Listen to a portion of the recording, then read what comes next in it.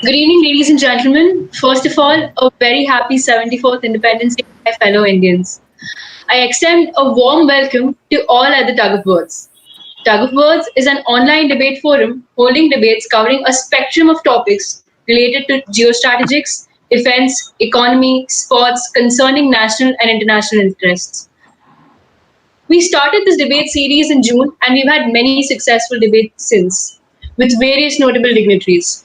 Today marks our 10th debate, and for the very first time, we have with us a lady army officer as our chief judge.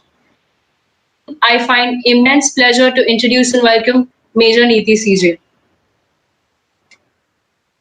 Thank you. Thank you, everyone. Jai Hind, and wish you all a very happy Independence Day. Talking about her, she's an ex-Indian Army officer, a NCCC certificate with A grade, and a CDS entry All India rank 11. During her service, she undertook various projects and activities towards effective contribution to the organization, for which she was commended with General Officer Commanding Commendation Card in 2015. She's also done her Masters of Sciences in Microbiology. Now she's an established poet and she blogs her work on her website poetries.co.in. Post her release from 10 years of service in March 2020, she started an initiative called Nibs and Inks, a WhatsApp-based club for fountain pen enthusiasts. She's been carrying out initiatives with respect to creative writing to aid people overcome stress and isolation amidst this pandemic through productive engagement. I'd like to read out two lines from one of her poems, A Soldier's Oath. Scoot from the left, scoot from the right, crawl up to the enemy and destroy him with all my might. Don't mourn my beloved citizens, nor possess any uncertain tremor. I'm here to safeguard our land, your knight in the shining armor. Ma'am, it's an absolute honor to have you with us today. Thank you. Thank you so much. I'm humbled. And everyone, I'd also like to mention, ma'am has been super occupied since morning with so many Independence Day webinars. So we all are beyond grateful that you took out the time and accepted our invitation. My pleasure. It's entirely my pleasure. Great. So today being Swatantra Divas, before we begin, we have one of our committee members, Mr. Atharva Prabhu, say a few words. Over to you, Atharva. Thank you, Riya. One individual may die for an idea, but after his death, that idea will incarnate itself in 1,000 lives. These were the defiant words of the fiercely patriotic Netaji Subhash Chandra Bose. If you were to ruminate on these historic words, you discern how relevant and peremptory they continue to be for this polity that turns in a new leaf at the young age of 74. The decades gone by have witnessed an exemplary blend of ideological ferment and relentless progress, thanks to the pioneering beacon lights who have led the nation through diverse constraints. For a country that languished under the colonial rule for long, today stands on the threshold of being an economic and military superpower. My chest justifies with pride to note that this growth is the result of the toil the countrymen have put up by the sweat of their brow. The trials and tribulations, the tumult in the progress have made it all the more worthy. It is the preeminent spirit of unity in diversity that has seen India through all the turbulence to its present glory. The nation has been guided by this steadfast commitment to collective accomplishment in the ethos of together we can. Little wonder India commands global respect. Admittedly, our rich past and glorious heritage have clearly defined us as a nation. But we also need to be seized that it cannot become an instrument of controlling our future. India's destiny has to be firmly within our hands. There is no way we can rest on our laurels, for excellence has no fathomable depths. The nation has marched from strength to strength in these 74 years. Comparatively, a small gestation period for all the rapid strides made across all the spheres. We may have paid the wages of not being able to focus on sustainable resources of energy, but we are also witnessing a paradigm shift on this count. India is now increasingly moving towards a more conscious and efficient society. Today, our sights are set on the skies, beyond the earth to soar into the enigmatic and exciting world of space exploration. May it be the Chandrayaan or the upcoming ambitious Gaganyaan, the endeavors of a space agency are second to none. While espousing the cause of world peace, India has also practiced deterrence through the likes of Mission Shakti. Our armed forces are without doubt one of the most disciplined and principled in the world. We are also seeing a momentous shift in the diversity in our armed forces. Bills are being tabled to include the transgender community in our paramilitary forces. Permanent commissions being introduced for the women that deserve a wide round of applause. In all earnestness, I feel that our country has a lot to marvel about. It is also time to do some serious introspection. Self-sustenance and indigenization are the need of the hour. From defense to technology and intelligence, a robust platform for all-round development can catapult India into a domineering force. Youth, the most significant demographic, can play a decisive role in rewriting the country's destiny. It is time we walk the talk while harnessing the nation's huge youth potential. We, as young citizens of the country, must take it upon ourselves to showcase India as the prime example of innovation and self-sustenance through the constant innovation. To conclude, I would like to quote former United States President John F. Kennedy. Ask not what your country can do for you, but rather ask what you can do for your country. Jai Hind to all my fellow countrymen. Thank you. Thank you so much, Atharva. I'm sure everyone's josh is high after this wonderful speech. We may now begin our session with a video for today's debate.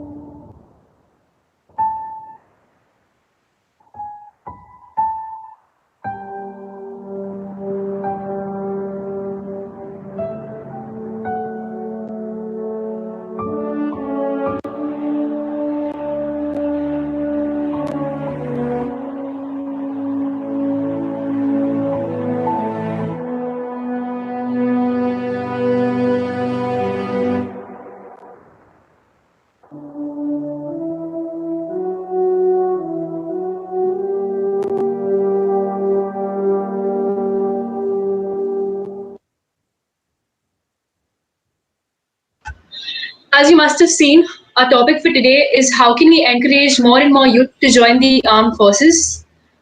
We have Team 1 talking about providing armed forces training and study in the education curriculum, and Team 2 speaking about introducing short-term service schemes. The moderation will be done by Kashish Methwani. Over to you, Kashish. Thank you, Ria. Before we begin, I'll go over the rules once. Each participant will be given 3 minutes to speak. A warning bell will ring at 2.5 minutes, and a final bell will ring at 3 minutes. All the speakers are requested to finish their opening statements well within the time limit. and all are supposed to stay on mute and keep their videos on at all times.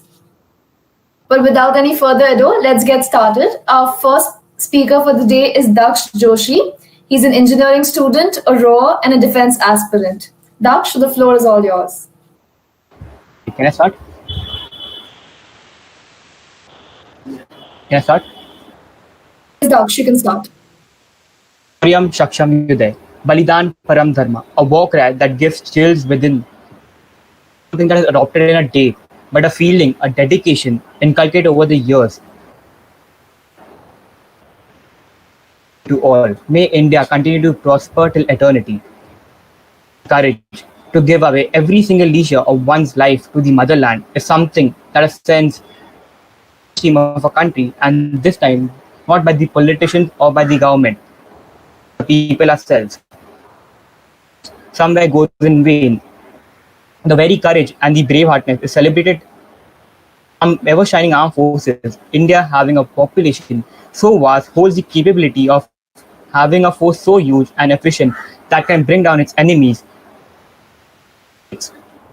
The desire that we hold in our hearts and in mind can be fulfilled by the very roots of our education system. Policy introduced in the country recently makes the way all the more easier to achieve this goal. We need to instill the young minds with the love for land and courage to protect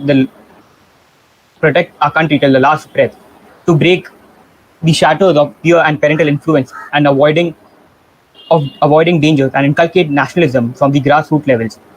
If we view the opinion from the lens of psychology, a child learns most in his basic principles of life in the initial years from 0 to 7 years of age. It is at this time that a child is molded into his character and personality. It is crystal clear that the Indian Armed Forces prefer quality over quantity. So why not make citizens of great dedication and service to this country?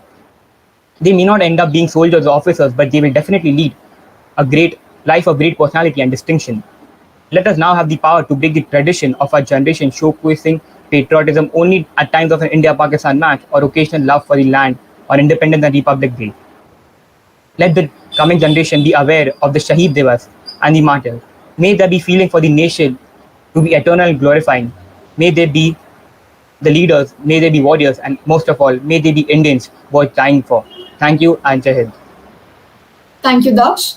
The next speaker is Japjit Singh from Team 2. He's an administrator at HCL, a cyclist, and a defense aspirant. Japjit, you may begin. Thank you for that, Kashish. So, Indian Army has always been at a forefront, the Indian Defence Forces had always been at a forefront in providing more to the country than they ever had asked for. And with this, I greet you all with a happy Independence Day. Indian Army, with 1.4 million personnel, is the world's largest ground force as on March 2020.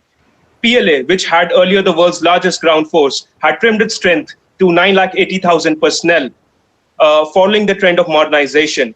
And ever since, the Indian Army has carried out 4 transformational studies and is working to trim the size of its force by 1.5 lakh over the next 5 years.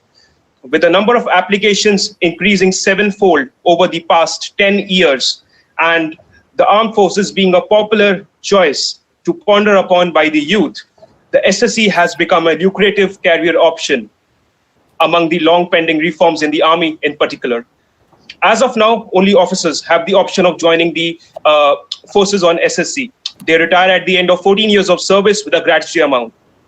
However, Jawans, sailors, and airmen retire after a certain number of years with service with a full pension, varying between 15 to 20 years, depending on the force. And the need of the hour is to increase the modernization and increase the number of seats, and to pave the way in for SSC so that more and more of aspirants are able to join in and can strengthen the force of the country. Thank you. Thank you, Japjit. The next speaker is from Team 1, Shubham Nayak. He's an engineering student, a defense aspirant, and a martial artist. Shubham, you may start. Good evening to one and all present over here. I'd like to start by quoting, "Children are not things to be molded, but are people to be unfolded." By this, I like to start by saying that armed forces have set the benchmark on how a gentleman behaves. In fact, the candidates training in the various academies of defense are called as gentlemen cadets.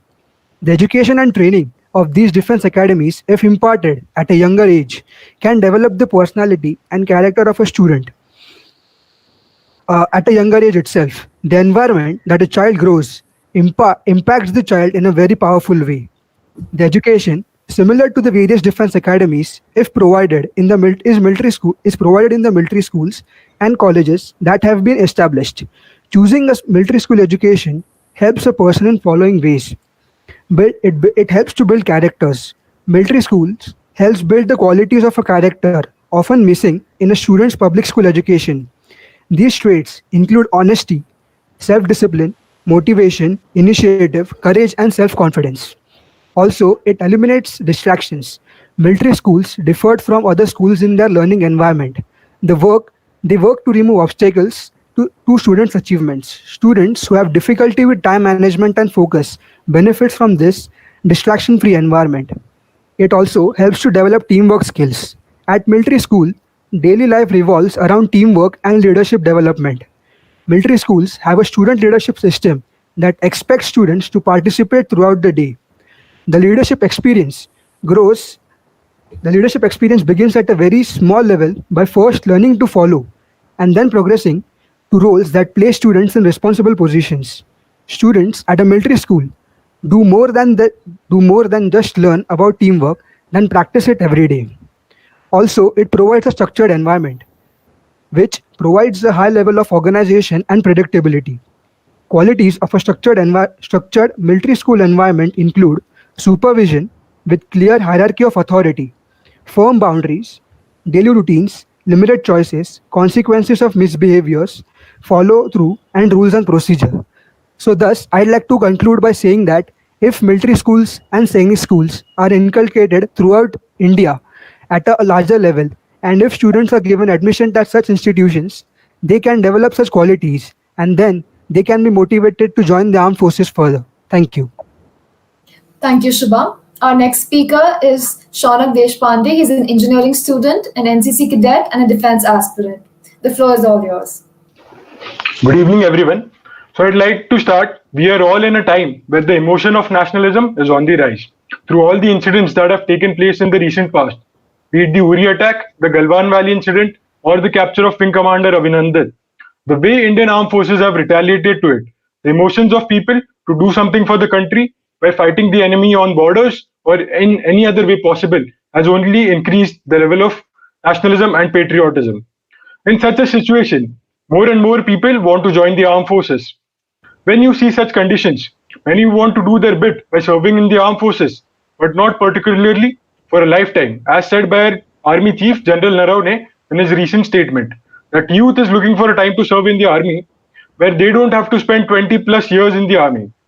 This is where the Short Service Commission comes into picture. If we look at the current scenario, more than 15 lakhs applicants are there just for 3 entries, that is NDA, CDS and AFCAT. All these applicants are looking for more and more opportunities. And I think the upcoming Shorter Service Commission, that is less than 10 years of what currently is going on, is going to encourage these lakhs of aspirants than anything else. Now, if we look at a country like India, where the youth is so ambitious in various directions, people are capable in a lot of other places than just the armed forces where they can excel. I would like to take the example of MS Dhoni, the international cricketer who has led India to win many trophies, has a great personality and is idol for many of the youth in our country. He was awarded the rank of honorary lieutenant colonel by Government of India. Along with him, even Sachin Tendulkar was awarded an honorary rank by Air Force. But Dhoni, having the amount of patriotic feeling and the qualities that he has, he didn't feel that it was just to have the uniform and not do anything about it. So he went on to serve 2 months along with the regular troops of the Indian Army, just because he had that feeling of inner patriotism. And irrespective of the success that he has had in cricket or the passion of the sport, Dhoni was able to do this because of his high personality and the recognition he has in our country. But for many of us, we don't have that option. Many of the people are passionate about various things in life and want to achieve those, but still have that inner feeling to serve their country along with the troops, as Dhoni did. So this is where short service commission and even less than 10 years is going to help a youth achieve them. And I would like to end by saying short service commission keeps the fighting force young, and when these officers retire, when they work along with other colleagues, they inspire them and encourage their children to go on and join the armed forces. And I would like to end by saying older men declare the war, youth is who actually fight. Thank you, and Jai Hind. Thank you. Our next speaker is from Team 1, Gaurav Srivastava. He's an undergraduate mechanical student. Gaurav, you may begin. Okay. Hello, friends, and hello, ma'am. Good evening, first of all. I will be speaking for providing armed forces training or studies in education curriculum. Before starting that, I shall like to quote from Bhagavad Gita, for one who has conquered his mind, a mind is best of friends. But for one who has failed to do so, a mind is the greatest enemy. Why I use that? You will soon understand it. But let's understand a term often used in psychology called habituation. That is, we get used to things when we counter in everyday life. I use this as our topic says, molding a candidate's behavior in its early stages of development is a very crucial, as that's what our parents taught us from beginning. These adding up behavior shows the reflection how we will be in our future life.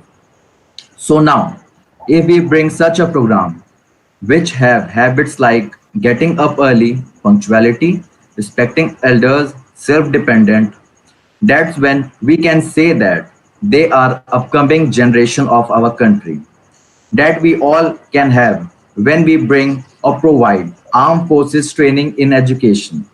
I mean that what armed forces is all about, that is discipline. I hope you remember Mohabbatein opening credits, Parampara, Pratishta, Prasashan. This fits here perfectly. Uh, Not considering the romantic part though. That's it. All right, thank you, Gaurav. Our next speaker is from Team 2, Harshita Patil. She's an engineering student and an ex-NCC cadet. You may begin now. Thank you, Kashish. The origin of any country's progress lies in the efficiency of its citizens. The same set of citizens who are considered as the youth of today and the future of tomorrow. Our topic for today being how can we encourage more youth to join the armed forces?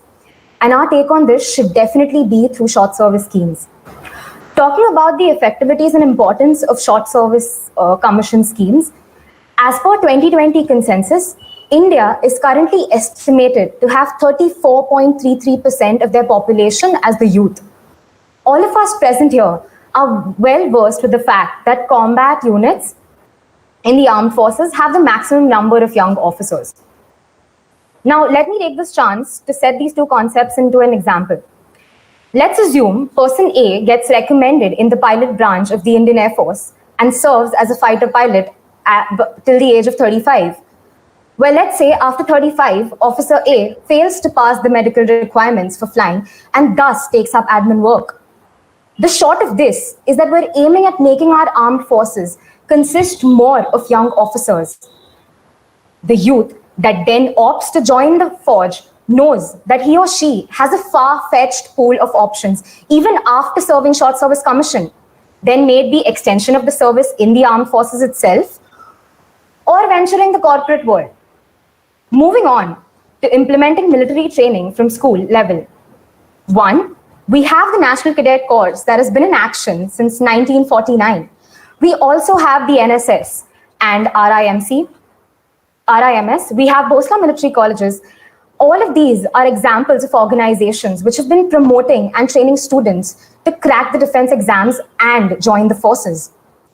I will tip towards my conclusion by saying all of us present here on this platform today belong to the 34.33% of our country. And we need to understand that every child has a different temperament. And with organizations at NCC, NSS, Scouts and Guides already existing at school level, we do not need the government to pull in more revenue to introduce military training in schools and impose them upon children. If we take a step back and look at the bigger picture, introducing military training in schools is just giving the youth a nudge, or rather an insight to life in the armed forces. However, with short service schemes, we are reaching out to young students, encouraging them to join the forge, and recruiting them all at the same time. Thank you. Thank you, ma'am.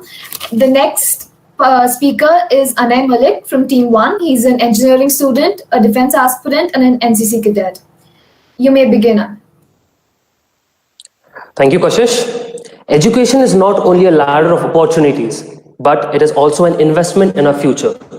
Good evening to one and all present here, and happy Independence Day. So, do we lack motivation? The youths, do they lack motivation to join the armed forces? No. What they lack is the qualities. What they lack is the qualities which armed forces require. When we see the statistics, more than 10 lakh applications are arrived for the entrance exam, but less than 300 make into the academy. Why? Why only less than 1% get into the academy? Because we lack qualities. These qualities can be nurtured in the very early childhood, in the teenage, the perfect age to train and inculcate the right spirit in them to stay it for lifelong. Not only to join the armed forces, but also to live a full-fledged, gentleman-like human being. Curriculums of Sainik schools and military schools should definitely be adopted. The youth, how can we encourage to join the armed forces? Well, we all know I am a defense aspirant primarily. When I wanted to step in the defense, we lacked knowledge, we lacked awareness. Awareness is the key, which should be introduced in the very early childhood, in the teenage, to do that. How do we do that? Use the resources of ex-servicemen. The ex-servicemen should be encouraged to, after retirement, they should be encouraged and motivated to go in the school colleges and train the youth for the armed forces recruitment. Talking about the short service commission, as some of the counterparts already explained, why the tour of duty, the short service commissions will definitely get armed forces, the youth in the armed forces. But will be easily allowed? Will they be easily pushed in the armed forces? No. There still will be some qualities, some barriers, some standards maintained there. If you want, in the you take it short service commission or any other commission or any other scheme, the quality will never be compromised when it comes to armed forces. So I conclude by saying, inside every child is a rainbow waiting to shine. Let's invest in the rainbow for the shine of the nation. Thank you. Thank you, Anisa. Our last speaker is Siddharth Rao from Team 2. He's an IT support analyst at UBS and a taekwondo player. Siddharth, you may begin. Thank you very much, Kashish, for the introduction. Good evening and a very happy Independence Day to everyone. India has the youngest population in the world, which has various aspirations to do a lot of things. And many of them have the fire in them to serve their country in one way or the other. And there's a lot of versatility shown amongst the Indian youth in their ways to serve the country. And according to me, the Short Service Commission facilitates this very effectively. To advocate for this, I would like to make 3 points. One is the advantages for the candidates and the forces. And the second is a few statistics on government expenditure. And the third is the positive reforms for short service commissions, which is currently in the planning stage. So starting with point number 1, it gives the candidates the option to serve their nation and also follow their other aspirations, hereby giving them the best of both worlds. And we also have most of the corporate jargons like deliverables, war footing, guerrilla marketing, strategic alliance, and many more, which shows that the corporate world is picking up so much from the military, and ex-defense personnel are value additions to them. There's a lot of talent and capable individuals in our country, and the more number of short service commission entries we have, the more officers we get who serve and retire early, and making space for more officers to join, and thereby gaining the opportunity for many individuals to serve the country. This also helps keep the fighting force young and battle fit, where the people at the ranks of lieutenants, captains, majors, and lieutenant colonels, who form the cutting edge of the armed forces, are more in number. Second, I will go to a few statistics on government expenditure. The government currently spends 57% of its defense budget in paying salaries and pensions, where pensions account for a handsome 28.4% of the defense budget. This in turn leaves a very less amount for capital expenditure for modernization, which is dwarfed by the running costs of the armed forces. And the COVID-19 situation is not helping as well, forcing budget cuts in the army. On short service commission officers serving for 10 years, the government spends around 5 crores and 6.83 crores for an officer serving for 14 years. Military modernization, along with deterring the enemy, also attracts technically competent youth to handle and maintain state-of-the-art defense systems. Lastly, I'll touch upon the positive reforms for short service commission in the planning stage. The Chief of Defense Staff plans on making the Short Service Commission a lucrative career option by reducing the number of mandatory years, allowing study leave towards the end of one's tenure, and making the person more fit for the corporate world. And a lump sum and severage packages are given to the officer, which will further encourage people to join the short service commissions. Thank you very much. Thank you, everyone. All your opening statements were wonderful. We'll begin with the discussion now. All the participants are supposed to keep their videos on and raise their hands if you wish to speak. Keep your points short and crisp. You won't be given more than 1 minute to speak. We will begin with Shauna. So I would like to make 2 points. As Shubham said, that Sainik school routine should be imposed on every school. As Anay from your team said, children are like rainbows. So children are ambitious in various fields, and everyone is not suitable for the same routine as anyone who has gone to the SSB knows. And second point I would like to make is that Anay said that quality is what is lacking. But if you check the statistics, in every entry, more than 20-30 people are getting merit out. And if you introduce a new scheme, a new short service term scheme, then those merit out people have another opportunity to join in. But the quality is not lacking because they are the same recommended candidates. That's it. All right, we'll have Daksh now. Okay, so the army is apparently facing a shortage of 8,600 officers, and Shaunak, you rightly said that the candidates are not getting recommended and they're getting merit out. Why do you think they're getting merit out? If they don't have the qualities, how are you supposed to get those qualities if you don't practice them from an early age? If you start practicing qualities from an early age, for example, in a school in Sonipat is conducting sessions to build patriotism, which is way more than just singing the national anthem. The children go out with patriotic feelings, go out helping the underprivileged kids. This not only develops a sense of responsibility in them, but also discipline. All of us recently just celebrate the days like Republic Day or Independence Day, but we don't.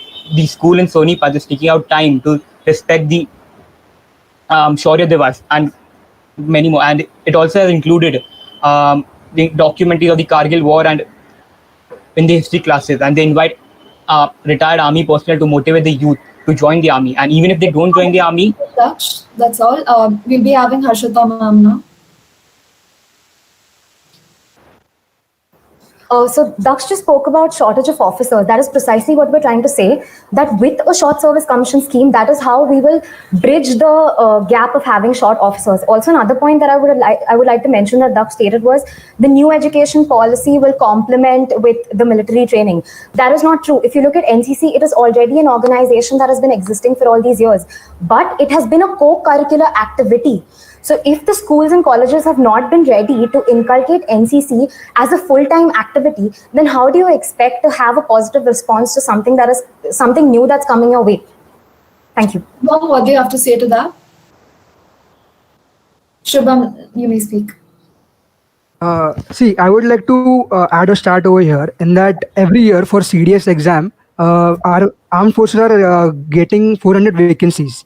And for, I was start over here that for CDS 2 2018, 7,650 students cleared the exam, and only 295 had joined the academies.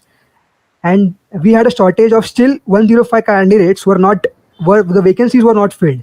And for that, they are there is some shortage of qualities that needs to be inculcated. And as per the topic that we have attracting the youth to join the Indian Armed Forces. So I would like to answer to Harshita that if these are voluntary. So if they want to join, if there are more schools and colleges for military colleges, they will develop the qualities over there, and through that they can give their SSBs and join the academies that they want. Thank you. We'll be having Jagjeet from short-term service. You may speak.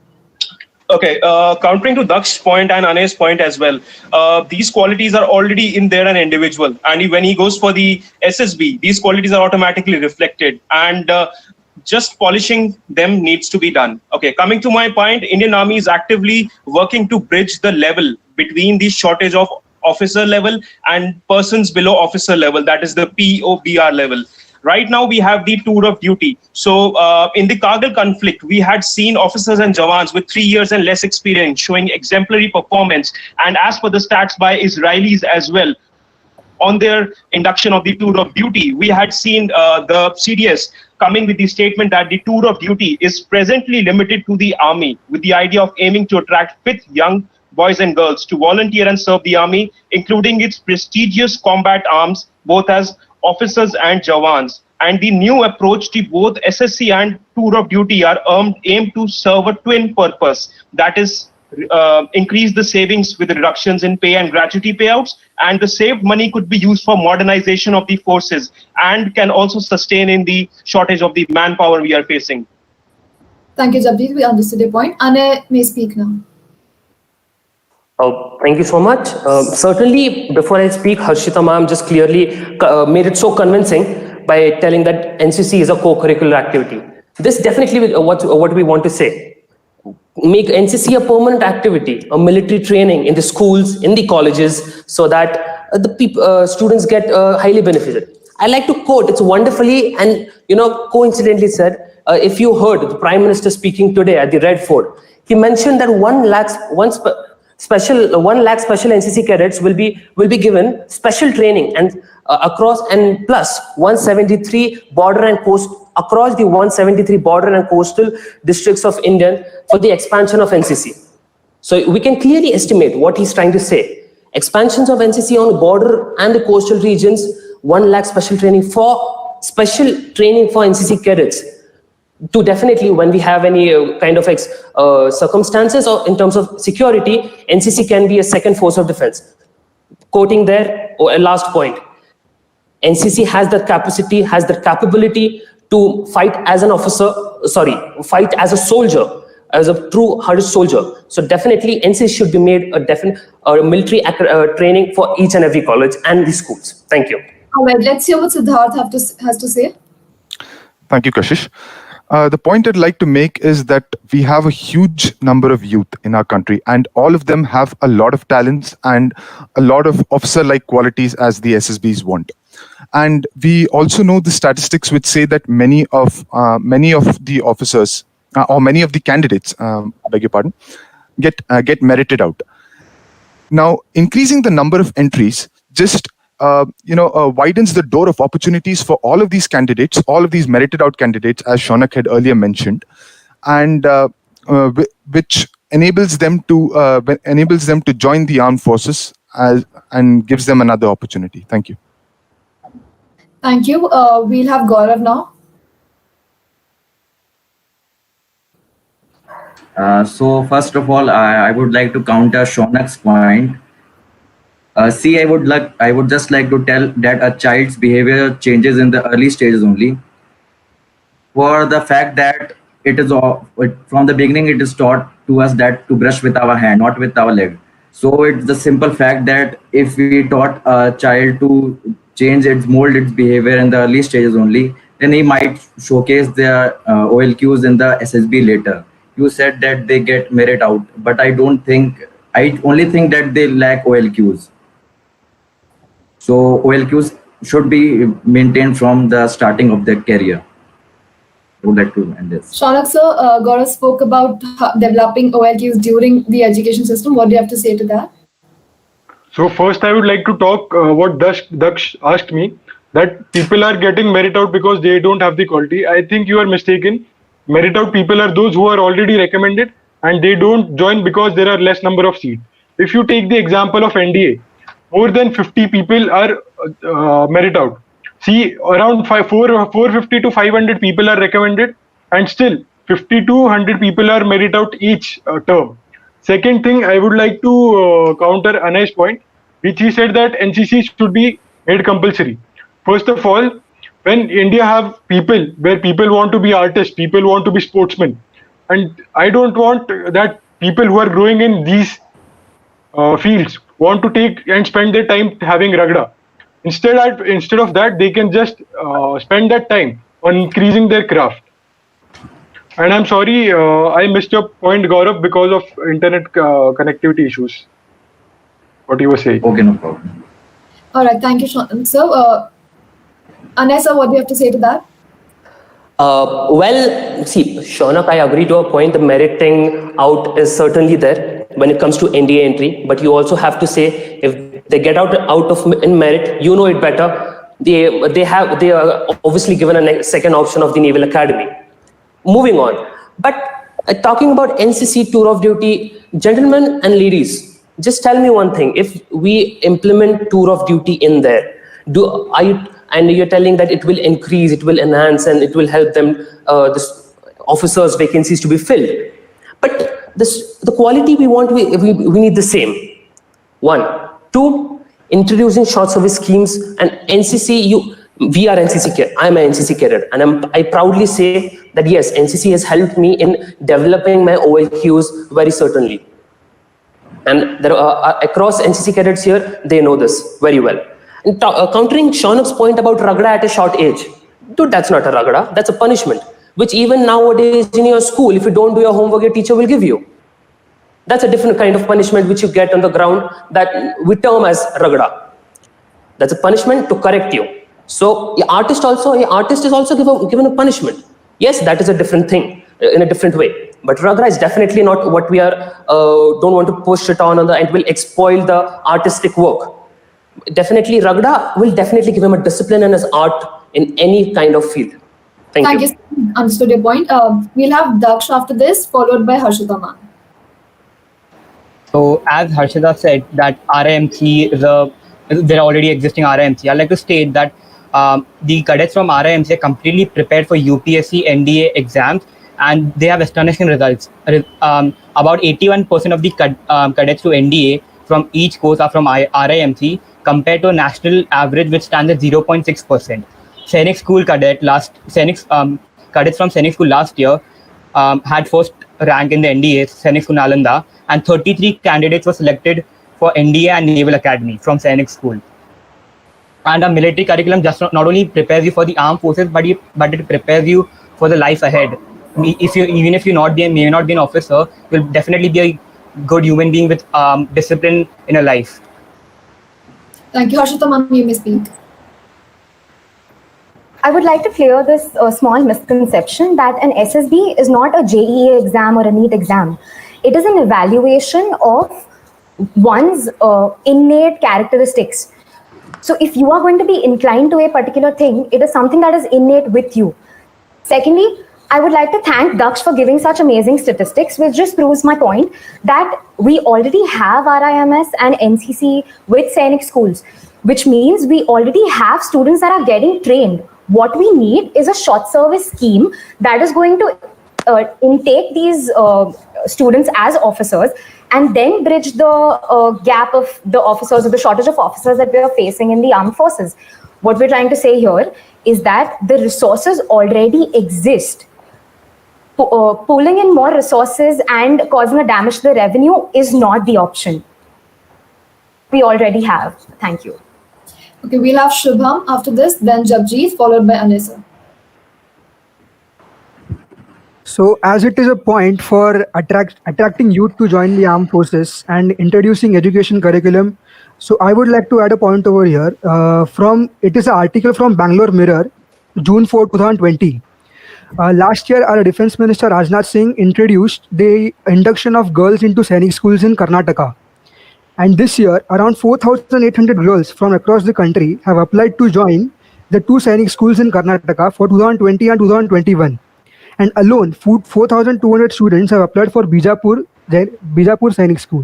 So this shows that there are youth. If opportunities are created for youth, they are ready to join the Sainik schools and military schools. So thus, only opportunities are needed, and once the opportunities are introduced, students are going to join. Thank you. Jabjeet, you may speak. Okay, so adding to Ane's point, NCC is definitely the world's largest voluntary youth organization. But if we see at stats, the number of youth that are currently in NCC throughout the armed forces, it is less than even 5%. The reason for that is the currently NCC special entry scheme, or the schemes through which most of the people go into the armed forces, is having limited number of seats. So the need of the hour is to increase the number of seats. And adding to Daksh's point and Ane's point as well regarding tour of duty, we had always seen one side of the coin. Officers is on one side of the coin. The second coin is the Jawan. And if we see the current stats, at the person below officer level, there is a shortage of almost 27,000 soldiers. And the cost in case of Jawans, the prospective lifetime savings of one Jawan is 11.5 CR. And the savings of 1,000 could be 11,000 CR, which can be used for the modernization of the army. And right now, there is no SSC scheme for Jawan. So the tour of duty would be giving 1,000 Jawans a pilot program to come and see if they can match to the level as officers as well in the force. Thank you, Jabjeet. We understood your point. Anessa, you may speak. Thank you, Jabjeet, for certainly appreciating the fact that NCC is the world's largest organization. And I would love to tell you that it's not only the NCC short service schemes which NCC is focused or spaced to. NCC cadets, if they have their C certificates, have bonus points, extra marks given in all other entrance exams, be it CDS, be it FCAT, be it INET. You get bonus marks, one. Second, your meriting is different when it comes as considering as an NCC cadet. Moving on to what certainly Harshita ma'am rightly said, RIMC in Sainik schools, we have resources, we have them. And so what we need is short servicing. Ma'am, if you have resources, why don't we expand those resources? Why don't we get more and more RIMC, and why don't we get more and more Sainik school there? That's what I would like to state. Thank you, Kashish. Let's hear from Siddharth now. Continuing on what you said, Anay, we have a lot of resources, and we need to capitalize on the resources we have. Now, I would like to make a point that if we have a number of resources and a limited number of short service schemes, that is not really going to help. So increase the number of schemes through which the amount of resources which we currently have and we want to develop can enter the armed forces in a more effective manner. And we see that most of the people have the capacity. It is just that the number of entries are limited. So, thank you. Daksh, let's hear your point. So there was an article from The Hindu in which Wing Commander Sneha Singh, an Air Force officer who is serving from December 2005, she said that most of our youth doesn't have the knowledge about the induction. And the best way to accomplish this is through one-to-one interaction. I'm not pointing out to things, but I would just like to say that in the UK, the population that they have is so less than us. In UK, about 9 lakh young people encounter the armed forces in the education system each year. The army visits the school to give presentation, hold career stalls, and run sports and adventure actions. They have their latest initiative, Department for Education Military Ethos and Skills, a program which includes teachers training of ex-military personnel to guide the students to join the armed forces. As rightly said by Wing Commander Sneha ma'am, that the forces need to go for a one-to-one interaction. We haven't seen any interaction in any of the schools, be it public or private. Thank you, Daksh. Shwanak sir, you may speak. Firstly, I would like to counter Daksh. As you said, around 30 to 50 people are joining NDA from military schools and Sainik schools. So if you see, there are 340 seats, and other more than 250 people are from civilian background. So it is not that they particularly need the Sainik school training. They can also develop the point. Second thing, I would like to counter Anay, which he said that more Sainik schools and RMS, RIMC need to be introduced. I think Shaunak sir got cut off. We'll Amount of officers. Hello? If you put the same amount of officers into starting a new short service commission, they will get another opportunity. And third thing, what Daksh said, that you haven't seen officers interacting with the youth. So if you see Air Force conducts and starts an advertising bus which roams around every year, and they even ask at the SSB, have you ever seen that bus? So in which there is a simulator. So a lot of interaction happens there. Even if you see in Aero India, a lot of Air Force officers interact with the youth. And if you if you see the interviews of army officers in Kashmir, many of them go to the schools as guests and interact with them. So it is not the case that there is no interaction between them. Let's hear from Gaurav. Okay. So in the introductory speech, Harshita ma'am was focusing on 34.3% of the youth in India. But ma'am, I would like to ask a question to you. Do you know there's a small difference between equity and equality? Equality is equal opportunity of citizens, but equity is fairness. Do you think some children have it? Or do you think children below poverty line can face a child who is getting all opportunities? With opportunities, all they lack are qualities too.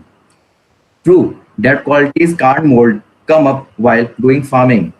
So just saying that NCC and Sainik schools must be for every children, as they can find themselves represented and not dejected in the further stages of life.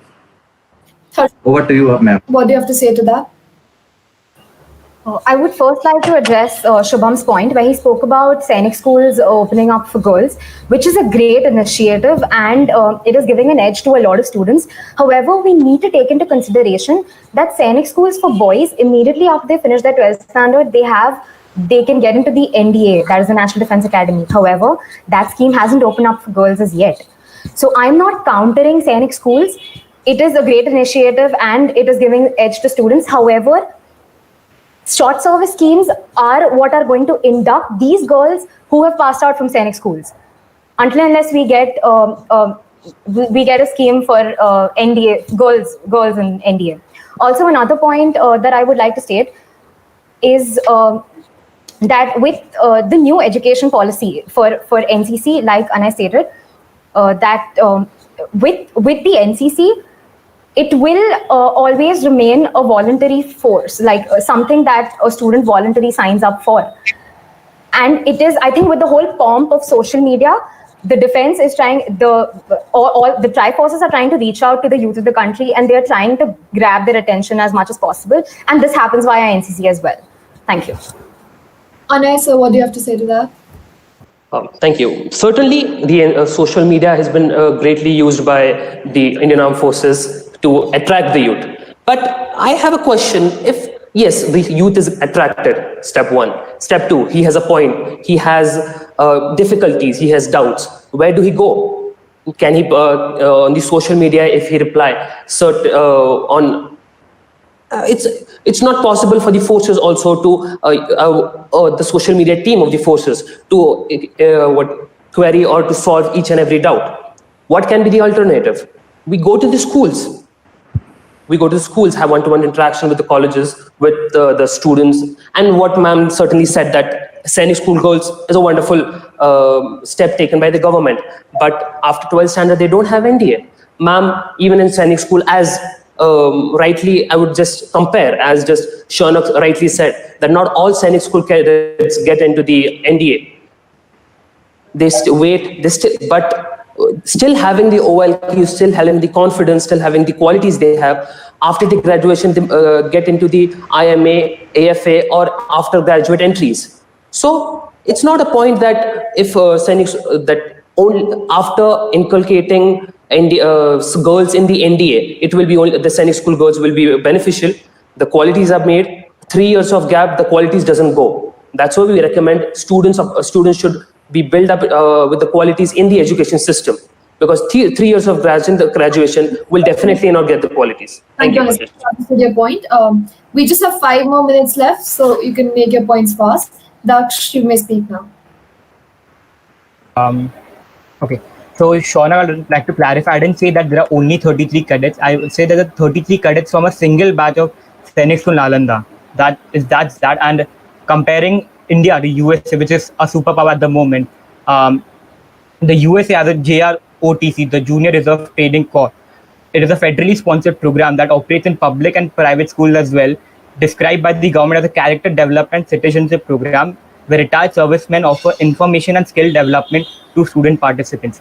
So, as you all know, that many of our veterans are on Instagram providing us knowledge about the armed forces, and many of them we haven't heard of are opening SSB academies. Those SSB academies are for 14 days, but as you know, officer qualities cannot be inculcated within 14 days. Rather, we go to a younger level and explain them about the life in the army, and then inculcate the officer qualities, rather than just trying to shove them up in 14 days. Thank you. We'll have Shubham now. I would just like to support Daksh's point that yes, and also I would like to add to Japjit's point that yes, the qualities are there, but if a student joins a Sainik school or a military college, these qualities are polished over there also, and through that, the number of candidates clearing the SSB and not getting merit out will be one of the advantages of Sainik school and military colleges being there for everyone in this country. Thank you. Japjit, would you like to say anything? Okay, thank you for that. So I would just like to clear Daksh's point. So there was an initiative by the army, that is Know Your Army. And under that initiative, many milestones had been achieved, wherein the youth had been guided. I'm not talking about particular areas, but throughout the India, Know Your India had been, Know Your Forces, Know Your Army, Know Your Forces. It's the tagline. You can search upon that. Second thing, there are 23 ways in which a boy can join the armed forces, and 8 ways in which a girl can join the armed forces. But I'll just take upon one example. There is an example for TGC, that is Technical Graduate Course. And the person who gets merit out in Technical Graduate Course has the option to join Short Service Commission. But such options are not available in other courses like FCAT. So the modernization should be done in such courses. Also for women, we don't have TES. So such things can be established, and that is the need of the hour. Thank you, Japjit. We'll be moving on to Anay. Yeah, thank you. Certainly, before I think Japjit, I missed out your previous point. I couldn't counter that well. I'll do it right now. You said the funds being released if we get up into the more expansion of NCC, expansion in the awareness pattern. We're not doing anything like that. Now, as Daksh certainly mentioned, that ex-servicemen, after stepping out, they open up the SSB academics. And we certainly know 14 days are not enough to polish up any candidates' qualities. What we can do is we can encourage them to get a tie-up with any colleges and schools, organizations, where they could give their guest lectures every week for a period of 1 year, 2 year. Definitely when the batches of 10th standard or 12th standard, they hear the lectures and get the motivation. In 1 year is a good span for the qualities to increase. Thank you, Anessa. Yeah. Hear Harshita ma'am's point now. Keep your points short and crisp, everybody. I would like to talk about someone mentioning about Singapore, countries like Singapore and USA. They mandatorily ask their youth to participate in the security forces because they don't have youth. We here need to understand the situation that our country is in. We are blessed to have a major percentage of our population as the youth, and we need to use the services or the resources that are at our disposal rather than setting up something completely new, taking ages for it to get established into the system, and then see whether it's a success or a failure. Thank you, ma'am. Let's hear Daksha. As Harshita ma'am said that I spoke about Singapore. I actually didn't speak about Singapore, and comparing UK and US, I'm talking about the number of population, the countries that have. India has a population of 1.31 billion, which is the second largest population. And many initiatives have been taken by the CBSE board. For example, the CBSE directed all of its school and principals to motivate the secondary students to join the armed forces. The NCRT has issued a textbook called the Indian Army's Glorious Heritage to attract the youth. And they are doing this via, in a classes they're motivating via the websites of the Indian Army, Indian Air Force, or the Indian Navy. Thank you, Daksh. And Shukla. We'll hear Shaunak sir now. Okay. Shaunak sir, you may speak. Yeah, hello. So, Daksh, first you said there is no interaction between the officers, but you rightly said in your own point that many ex-servicemen as well as the serving officers interact with the youth over the social media platform or be it through lectures. So there's a lot of interaction that is already happening, and it is not necessary. If we see, many of us are not from Sainik schools, but here we are still sitting with an retired army officer, and the interaction is still happening. So it is not, the interaction is there, and many of us who are still don't have a Sainik school background know about it because of these kind of interactions. Thank you. Thank you, Shaunak sir. We'll be having the concluding statements now. So, Anay sir from Education Curriculum. Okay, so it was a wonderful debate, firstly, and Shaunak just being fast. Not every student below 15 is on social media, and not every officer pretends to be have that passion to encourage the students, as Nithi ma'am have a passion to get the youth, to spread the word to the youth and help them get their dreams come true. Concluding statement, I would just say the youth, gentlemen and ladies and gentlemen, the qualities which we need in youth and encourage them should be certainly done in the education system in the period of 12 to 18. That's it. And short service schemes won't be an issue. The schemes which we have now at the present can be fulfilled, and the vacancies can be done by just enhancing the qualities. Thank you. Thank you, Anay sir. Before we go to Harshita ma'am, we'll hear Siddharth out. Siddharth, you may speak. Yeah, thank you very much, Kashish. So my point was that we have so many people who are on social media.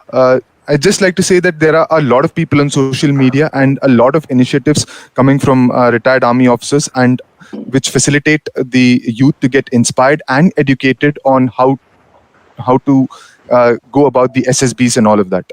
So with a lot of digital infrastructure already in place, I would not be in favor of the government spending more money onto setting up new schools, and rather use the funds which they have on modernization, which will further attract more tech savvy people to join in as officers. Thank you. Thank you, Siddharth. Harshita ma'am, just one more person before you. Daksh, you can give your points. Daksh, do you have anything to add? You're on mute, Daksh. Please unmute yourself.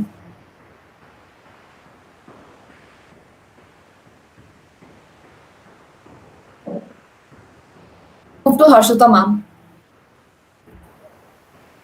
As my concluding statement, I would like to state a point that most of us have royally ignored in this entire discussion, is that the world post COVID-19, considering the economic regression that is going to take place, I think the ideal conclusion to this discussion is that we work on making the resources that we already have more effective than setting up an entirely new system. The short service schemes is the most effective way to indulge the youth in joining the armed forces.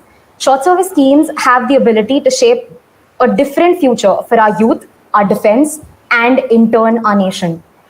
We should not make this common mistake that people make when trying to design something completely foolproof, is that to underestimate the ingenuity of the situation. We as the youth should not fail today to take this decision. Thank you. Thank you, Harshita ma'am. Thank you all the participants. It was a great debate. Very well done. Nithi ma'am, we would like to hear your thoughts on the debate.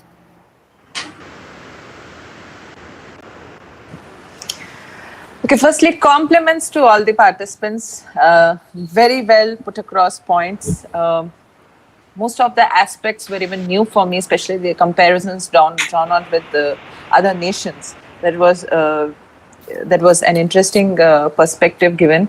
Lot of perspective added with respect to how the education system has already incorporated many different ways to to make armed forces more attractive for the youth to join.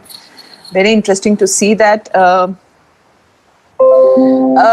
would like to probably emphasize on certain points which which would add more incense to the whole thing. I heard speakers referring to the NCC as a volunteer force. I'd like to also inform that we are the largest volunteer force as an army.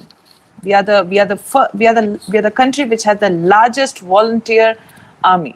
So keeping that in mind, enforcing something in a curriculum, we need to see the pros and cons of that.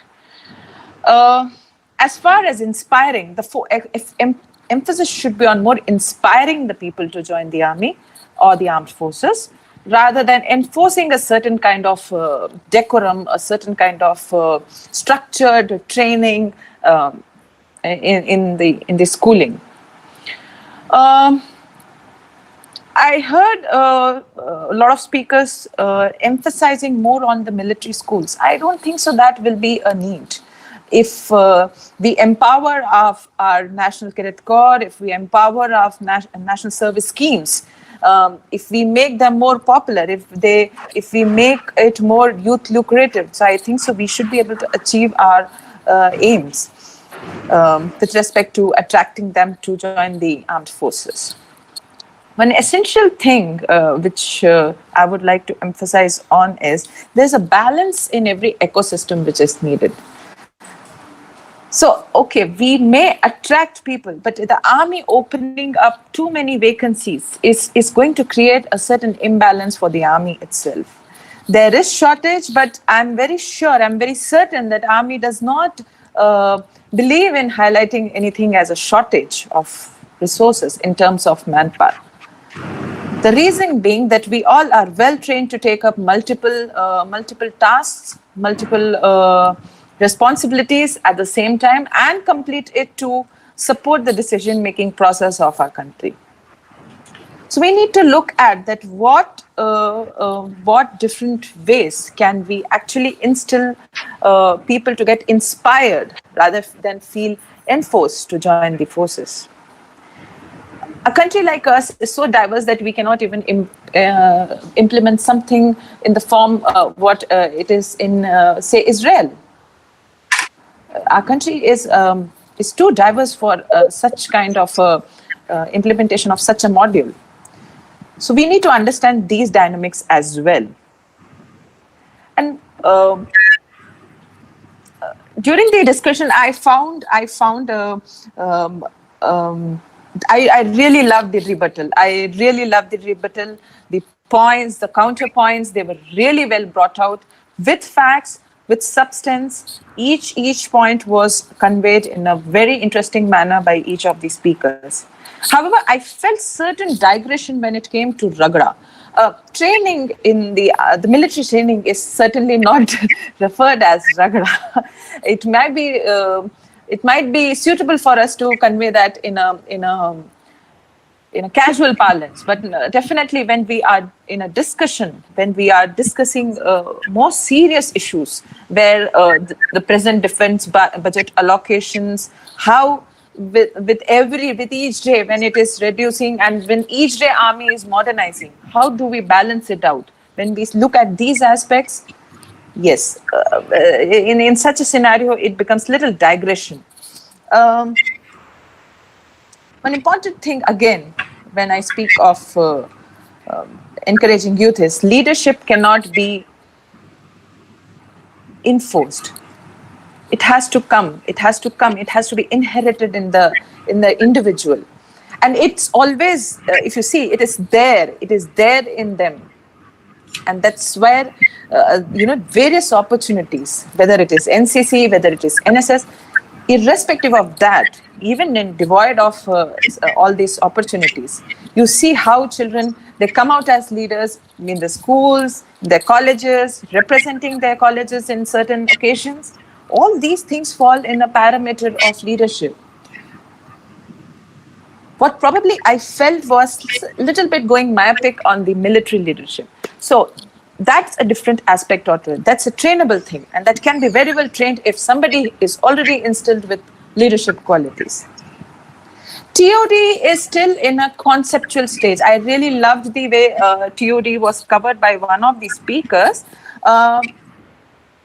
If somebody can just let me know who spoke on TOD. I really appreciate the brave step the speaker took on speaking on about TOD, because it's still in a conceptual stage, and still the speaker brought it out and to add substance to their debate. School interactions, yes, very well covered. It is being conducted by all the three armed forces, the three services in the armed forces. They are very well organizing the events. Yes, the kind you are expecting to reach out to that level, it is still an ongoing process, and it will continue with a diverse nation like us. How people respond to these events is what will encourage us or encourage the armed forces to organize the events. So a lot of this will respond on how people respond to these events. I heard many of you referring to the NDA curriculum when it comes to speaking of, in the subject. But here I would like to highlight that we are discussing short service commission schemes. So with respect to short service commission, the training is an entirely different module for the short service commission officer, which needs to be looked into.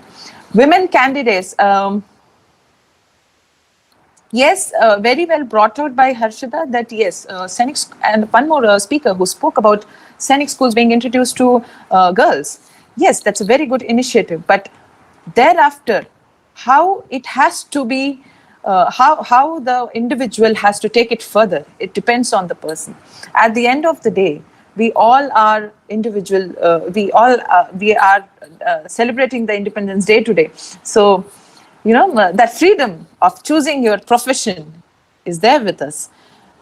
Ultimately, it is the seeker. I mean, in anything, any job, any profession you talk of, army is more of a way of life, or the forces, serving in the forces is a way of life. It is a service.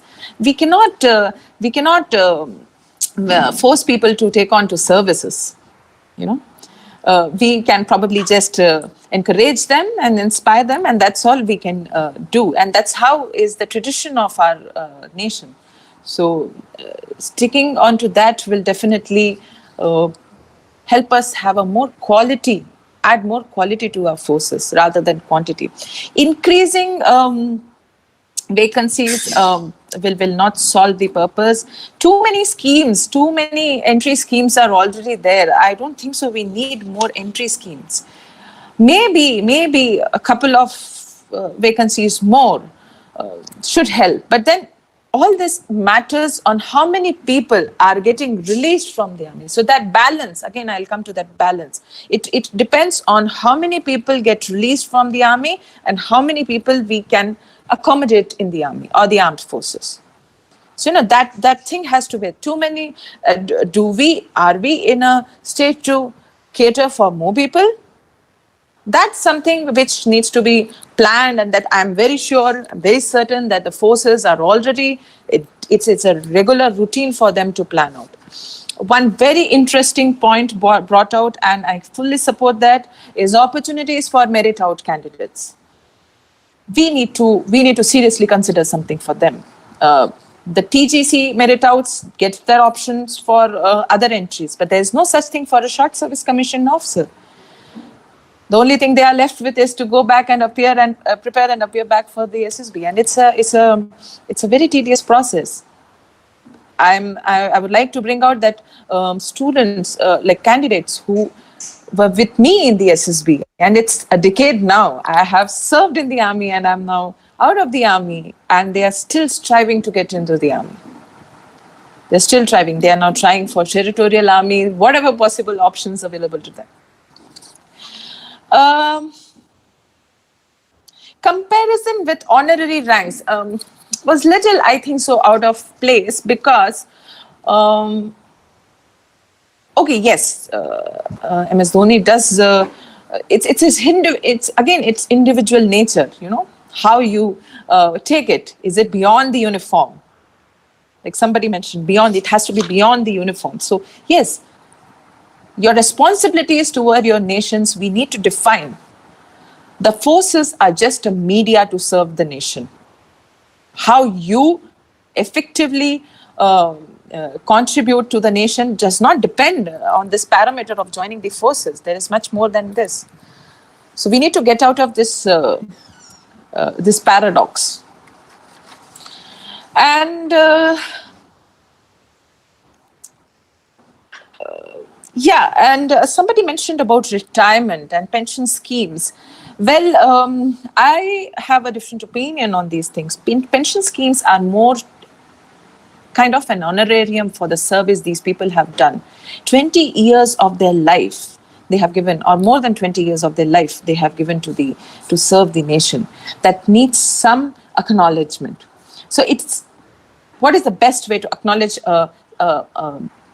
somebody from the ranks, that is a Sipahi or a non-commissioned officer? How do you appreciate their efforts?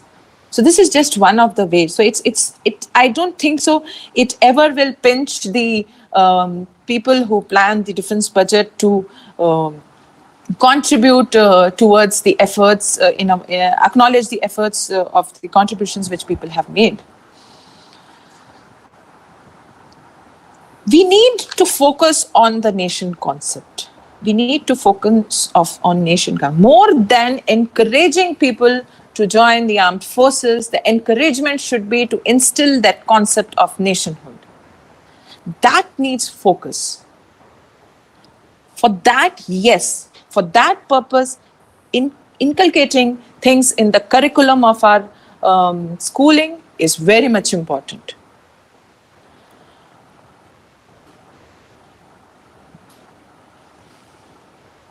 Okay, so these were the main points which I felt that that actually, I would say your points, the way you discussed, I think so that was the food for thought, which I have just brought out. And very beautifully, one of the speakers mentioned about temperament. How do you instill a certain temperament in people? So what do you give? You give things to them in a platter. You give things as much as possible to them in a platter. Let's see what they do with it. Okay, so that's one way. That's just a perspective added to it.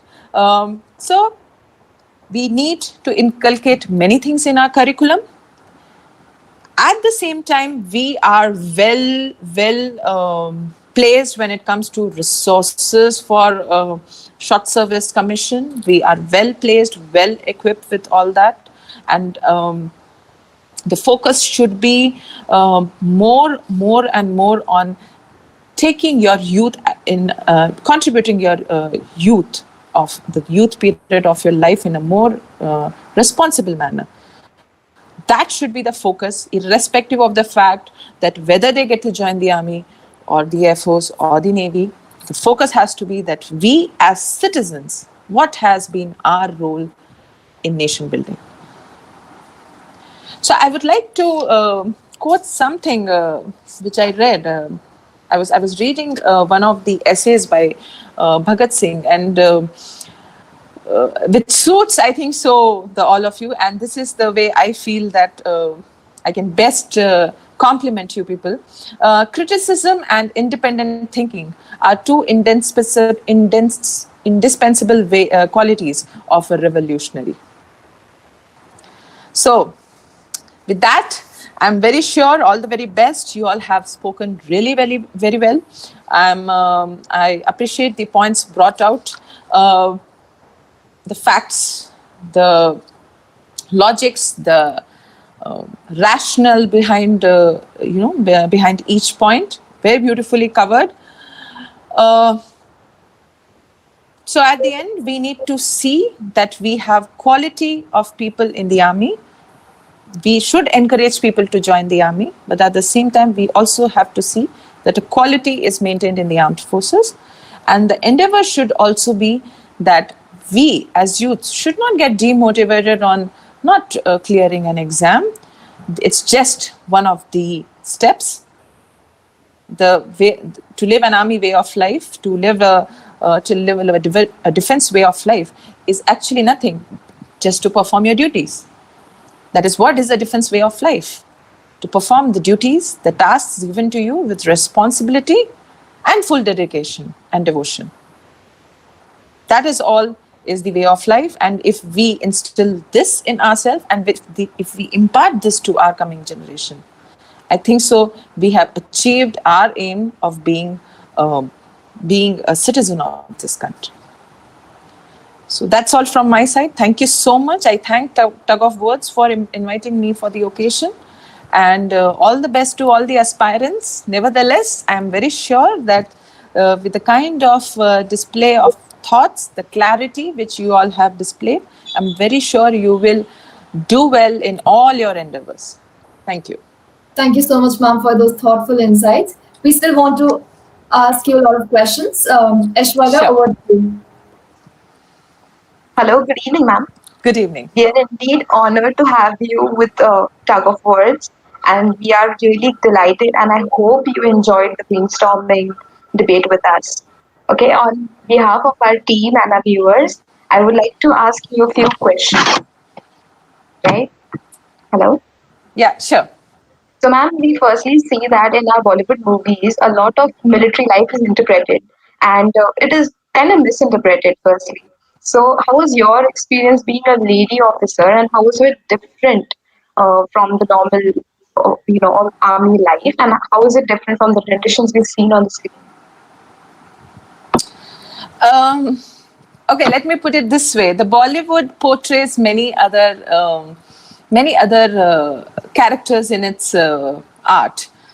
We see doctors, we see the policemen. The policemen are the most, you can say, embarrassed in the Bollywood. But does that mean that they are not performing their duties well? So yes, Bollywood adds certain glamour. The real life is definitely different from the real life. Trust me, as an officer, a woman in the army, the only thing I was exposed to was supreme intelligence, supreme quality of leadership by my seniors, the kind of guidance they have given me, supreme professionalism, and above all, biases. The army is always, like the armed forces have always believed in something called as Sarva Dharma. We believe in Sarva Dharma. And when we say Sarva Dharma, it is that we are above all the different types of dharmas which we have in our Indian culture. And above everything, we believe in karma. Karma hi dharma. So whatever we do, that is what matters to us. And I feel if you have the degree of professionalism expected out of you as an officer, all these biases just fade away and they just vanish out in the thin air. Okay. So yeah, so that's the thing. The way of life I have lived, I cherish it, and I'm thankful to God, thankful to my parents, thankful to my teachers who have supported me in taking this path of life. And definitely I cherish it, and it will definitely be a part of my identity in years to come. Okay. Thank you, ma'am. So the second question is, how was your first feeling after joining the prestigious OTA, and how were your days at the OTA? Adding to that, how was the feeling after being commissioned as an officer? Which regiment or services were you part of, and how was the experience over there? Okay. Okay, so let me start it prior to joining the OTA. I cleared my SSB in the third attempt, but still I remember something very vivid of my first experience of SSB. It was in Allahabad, 11 SSB, and if any of you have given the SSB, the reception, the step which has been constructed on the reception center, it says Pratham Pag. And that day, I knew one thing very clear. This has to end at the Antim Pag. I don't know how. I didn't know how that is going to happen. It was that zeal and that, sometimes we get into that mode, okay, no, whatever may be the case, it has to end this way. Okay. OTA was again a beautiful experience, and if you ask any army officer or any officer for that matter, their training days, however, like some speakers spoke of ragda, that's part of the military training, and it is definitely, in fact, that is what brings in that camaraderie in us, that things to persevere beyond the limitations and with the basic necessities available. So it was a very beautiful journey. In like OTA was really, and I think so. Whatever I am and whatever I was as an officer in the army while serving, it's there where we learn the essence of soldiering, and it's there we realize that being officer is something, okay, it is still a step second, but being a soldier is the first requirement. And as stands to the motto of OTA, serve with honor, that's what we learned during our training days. And thereafter, I got commissioned into the Corps of Intelligence, and it was a great exposure for me. Something which built my perspectives very differently about the nation, about things associated to our security, everything. And whatever I am today, I am because of my arm.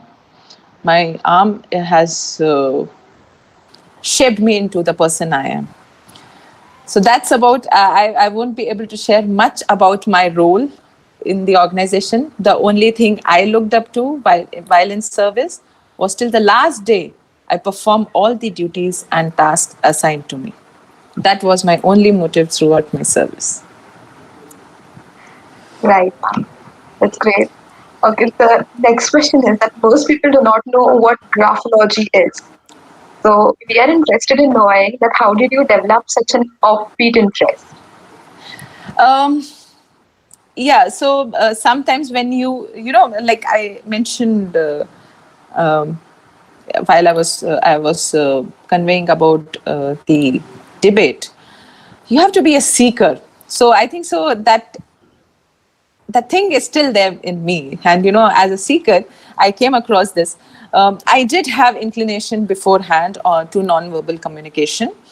And that's how I came across. A couple of years back, I was introduced to graphology. It is to do with identifying the traits of people through their handwriting. And it's a tool which talks about your overall, which will help the analyst to understand your personality, your traits towards your family, towards yourself, towards your nation, towards your society, all in all, towards your life, what perspectives you hold towards your life. So this is what is handwriting analysis all about. And to develop offbeat interests, well, you keep exploring, and these days you people are lucky that you have the internet at the beck and call. You can explore, you can keep exploring. There's no end to it. The more knowledge you seek, the more knowledge you gain, the less aware you are. Okay, so keep exploring. Yeah. That's the solution. Yeah. Definitely, ma'am. Ma'am, the next question is, and this is like everyone wants to know about this. That did you always want to join the army, and how and when did you decide to pursue this as a career? Okay. Firstly, this was like, this thought went through it came after many transformation. When I was in my middle school, I was thinking of becoming a fighter pilot. Then I realized that, okay, maths is something difficult for us. Maths is a Waterloo. Let's find out some other options. And that's when I thought that, okay, let's think about medical services. So by the time I came to college, I realized that, okay, this is again not our cup of tea. Let's think of something. But through and through, that zeal and that strong innate desperation to be in the forces was there. And I think so sometimes वो कहते हैं ना, आप शिद्दत से कुछ मांगो तो पूरी कायनात जुड़ जाती है देने में. So the Short Service Commission for Women was opened in 2007. The CDS exam notification had come, and I was like, oh my God, this is like blessing in disguise. And that's how I could pursue this. And I always wanted to be in the services. I always wanted to do that. But at no point of time, even when I could not clear my SSB, I remember telling my mother that she was quite concerned that, twice I have not been able to clear it. And she noticed hardly any sign of tension on my face. And she was like, how can you be like that? So what are you thinking? How are you going to go about it? What will happen if you don't make it? I said, this is only just a media. It is just a medium for me to contribute to the nation. I'll be blessed if I get into it. If not, I'm certain about myself. These interviews have made me strong enough to dream beyond all barriers.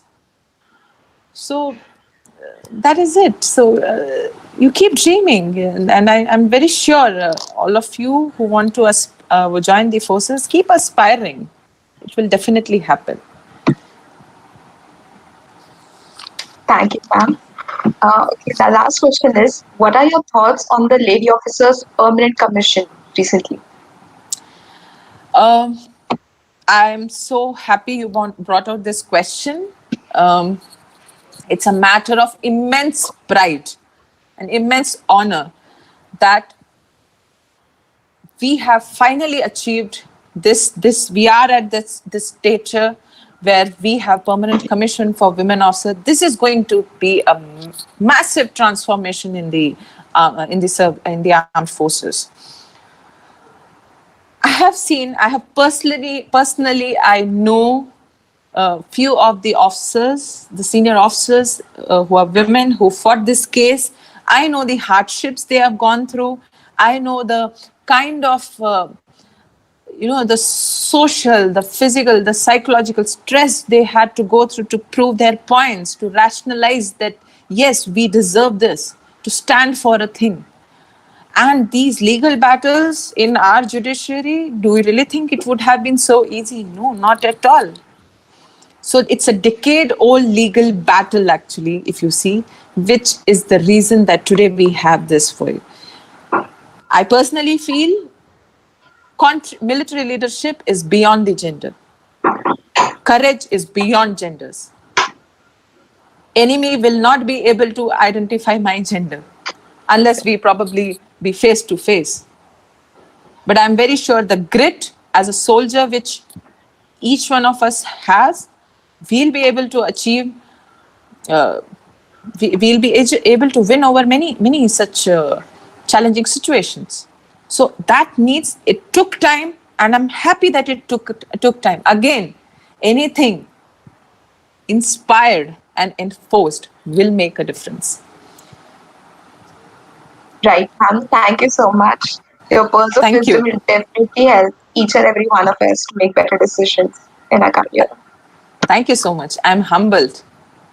And all the best to all of you. I'm sure whatever way you choose to serve the nation, you will do well in that. These are my wishes to you on the Independence Day. Thank you, ma'am. And also, if you want to go ahead, I think our participants are waiting for the results. So could you please announce the best team? Okay, so I need to announce only the best team or the best speaker also? Best speaker and best team. Okay. The best team is Team B. Okay. Team B is the best team, and instead of one, I have two best speakers. One is Siddharth, and second is Anay Malik. Okay, thank you, ma'am. Thank you, Siddharth. Thank you, and congratulations, everyone. Thank you, ma'am. I am going ahead. Thank you, ma'am. Ma'am, I think they are wondering which team is the B team. Yes, ma'am. Okay, they don't know. I mean, you gave me which is the Team B. Okay. Okay, I'll just tell based on the details provided. The Team B is the one which spoke on introducing short-term service schemes. That is the Team B, which has Japjit, Harshita, Siddharth, and Shaunak. In fact, all the speakers of this team, I compliment to all of you. You really covered your points very well. I loved the clarity in representing your points and how firmly you stood by them. So that's really commendable. So that's Team B. Thank you, ma'am. I hope I've cleared. Thank you, ma'am. Thank you, ma'am. Thank you very much, ma'am. Well, hearty congratulations to all the winners, and kudos to all the participants for the kind of research done by all. It was a pleasure having you all. I may now, on behalf of the entire team of Tug of Words, extend my sincere thanks to Nithi ma'am for your valuable insights and facing today's event. Many aspirants, especially women aspirants, were eagerly looking forward to hearing from you today. Your words were truly inspirational for all of us. Thank you so much again. Thank you. Thank you so much. Jai Hind. Yeah. I also wish to express our gratitude to our mentor, Mr. Rajakoti sir. He's been a pillar of strength for the entire team of Tug of Words. Thank you for guiding us since day one. Further moving, ladies and gentlemen, an event like this cannot happen overnight. It requires a lot of planning and a bird's eye for details. We've been fortunate enough to be backed by a team of very motivated and dedicated members who willingly take on the responsibility of completing the task beyond their comfort zones. Finally, a big thank you to all you viewers for the support and encouragement you've been giving us throughout. If you wish to join the community and participate in the debates, you may contact us on our social media handles. We're on Facebook and Instagram as the Tug of Words. Also, if you are new here, do subscribe our channel and stay tuned for more such exciting debates. A very happy Independence Day to all again. We'll see you soon. Jai Hind.